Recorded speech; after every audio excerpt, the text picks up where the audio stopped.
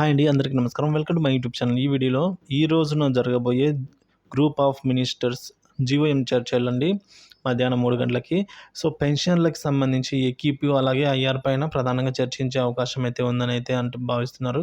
So, ఆ వివరాలేంటి ఈ వీడియోలో తెలుసుకుందాం. వీడియో అయితే ఎక్కడికి స్కిప్ చేయకుండా ఎండ్ వరకు అయితే చూసేయండి. వీడియో నచ్చినట్లయితే తప్పకుండా లైక్ చేయండి. తోటి పెన్షన్‌లకైతే షేర్ చేయండి.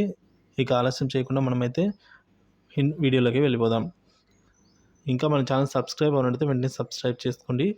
సో, ఇక వివరాలు చూసుకున్నట్లయితే జీఓఎం గ్రూప్ ఆఫ్ మినిస్టర్స్ సంఘాల సమావేశంతో ఐఆర్ ఏమైనా ప్రకటిస్తారేమో అని దింపుడు కళ్ళతో ఆశతో అయితే ఉద్యోగ వర్గాలు అలాగే క్వాంటమ్ పెన్షన్ నిర్ణయంపై ఏమైనా నిర్ణయం ఉంటుందా? రేపు మీటింగ్ ఉద్యోగ వర్గాలతో సత్సంబంధాలు ఉన్నాయని చూపడానికేనా ఈ మీటింగ్లు?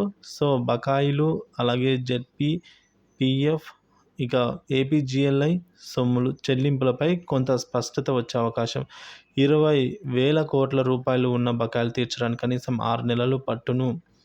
ఈ మీటింగ్లతో ఉద్యోగ సంఘాలలో ఉన్న బాధను కోపంగా మారకుండా చేసే ప్రయత్నం మాత్రమే ఈ మీటింగ్ అని అయితే భావిస్తున్నారండి ఉద్యోగ సంఘాలు.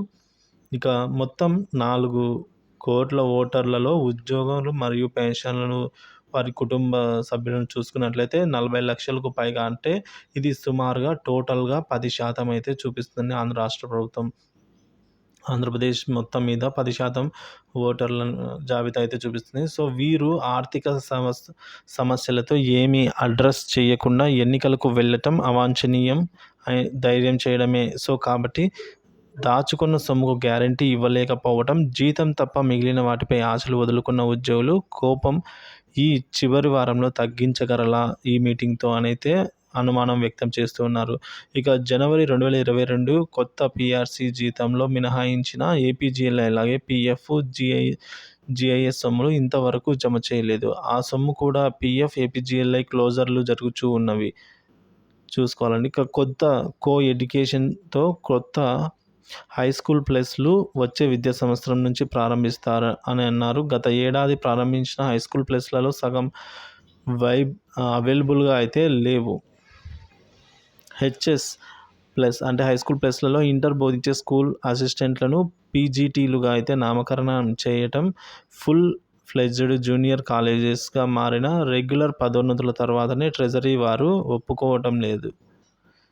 సో, హై స్కూల్ ప్లేస్లలో చేరే ఇంటర్ విద్యార్థులకు కూడా ఎండిఎం అలాగే యూనిఫామ్ ట్యాబ్లు ఇవ్వాలని అయితే అడుగుతున్నారు. సో, ఈరోజు సంఘాలన్నీ కూడా ఖాళీ ఎంఈఓ 1 పోస్టులను గవర్నమెంట్ వారికి ఇప్పించారు. డిఈఓ పోస్టులు గవర్నమెంట్ హెచ్ఎం, ఎంఈఓలకు ఎఫ్ఏసీగా అయితే ఇస్తారు. ఇక నియామకాలకు పదోన్నతులకు ఒకే విద్యార్హతలు ఉండాలి అనేది జనరల్ రూలు. స్కూలుకు కరెంటు బిల్లు చెల్లింపులు ప్రభుత్వానికి సాధ్యమేనా? అలాగే సర్వశిక్ష గ్రాడ్యుయేట్ విద్యుత్ బిల్లులకు సరిపెడతారు. ఈ క్వశ్చన్లన్నీ అయితే లేవనెత్తబోతున్నారండి క్యాబినెట్ మీటింగ్లో.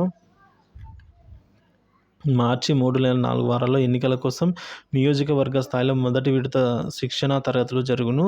కాబట్టి ఇక ఎన్నికల షెడ్యూల్లో ఈ నెల 2వ వారం వచ్చుచున్నందున పదోన్నతులు షెడ్యూల్ ఎన్నికల తర్వాతనే అయితే ఉంటుంది. ఇక దూదేకుల వారి మతం. ఇండియాలో ముస్లిం దూదేకులు లేదా నూర్ సాహెబులుగా అయితే పరిగణించవలసిన అవసరమైన కరెక్షన్స్ను అయితే అడ్మినిస్ట్రేటర్ రిజిస్ట్రేషన్లో అయితే చేయాలని అయితే ఆదేశించారు. ఇక వచ్చే వారం మధ్య నుంచి కానీ లేదా మార్చి 15 నుంచి కానీ ఒంటిపూట బడులు జరుగునండి. ఎస్ఎస్సి సెంటర్ అంటే ఎగ్జామ్ సెంటర్ ఉన్న చోట్ల 1 నుంచి 5 వరకు అయితే ఉంటుంది స్కూలు.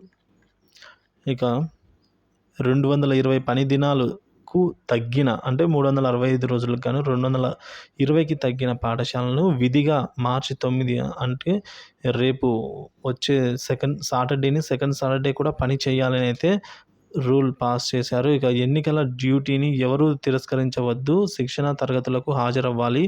మీ ఆన్లైన్ జనరేటర్ ఆర్డర్స్ ఎవరికి రద్దు చేయరు. డ్యూటీలో మినహాయింపులు ఎన్నికల ముందు రోజు రిసెప్షన్ సెంటర్లోనే జరుగుతాయి.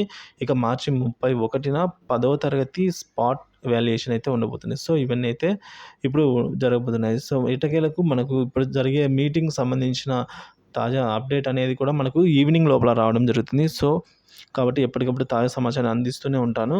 సో, ఇన్ఫర్మేషన్ నచ్చిందనుకుంటే వీడియోని లైక్ చేయండి, షేర్ చేయండి. ఇలాంటి యూజ్‌ఫుల్ ఇన్ఫర్మేషన్ కోసం మన పీడిఎఫ్ రాజా యూట్యూబ్ ఛానల్ అయితే సబ్స్క్రైబ్ చేసుకొని ఫాలో అవుతూ ఉండండి.